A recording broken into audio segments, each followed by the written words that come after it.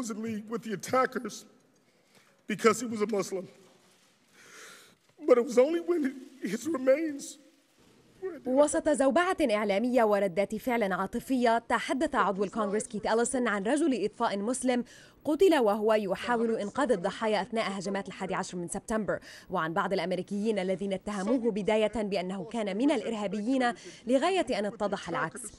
بهذا بدأت أول جلسة من سلسلة مثيرة للجدل حول التطرف ضمن الجالية المسلمة في أمريكا. منظمها رئيس لجنة الأمن الوطني بيتر كينغ هو جمهوري، يتهم قيادات الجالية بأنهم لا يتعاونون مع أجهزة الأمن، وأن تنظيم القاعدة نشط في محاولة استقطاب المسلمين الأمريكيين.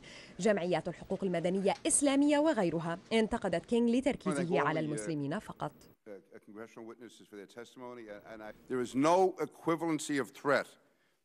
لا مقارنة بين تهديد تنظيم القاعدة وتهديد النازيين الجدد، فقط تنظيم القاعدة جزء من خطر دولي يهددنا. المطالبة برد فعل من الجالية المسلمة ككل يعني أنك تعتقد أن الجالية بأكملها مسؤولة عن التطرف. المتحدثون الذين قدموا شهاداتهم ومنهم أقرباء لشباب أمريكيين قاموا بعمليات إرهابية تعرضوا هم أيضا للانتقادات من الجماعات الإسلامية التي تقول إنهم لا يمثلون الجالية.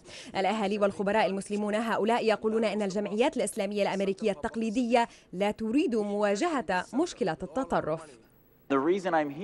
أنا هنا لأننا فشلنا في معالجة التطرف في جاليتنا، لأننا نلوم الآخرين ونعتبر أنفسنا الضحايا. ولكن من ضمن المتحدثين أيضا مسؤول في شرطة لوس أنجلوس تحدث عن تعاون الجالية في فضح الخطط الإرهابية.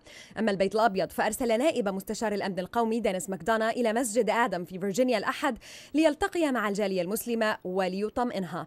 قال ماكدونا إن الجالية جزء من الحل وليست المشكلة.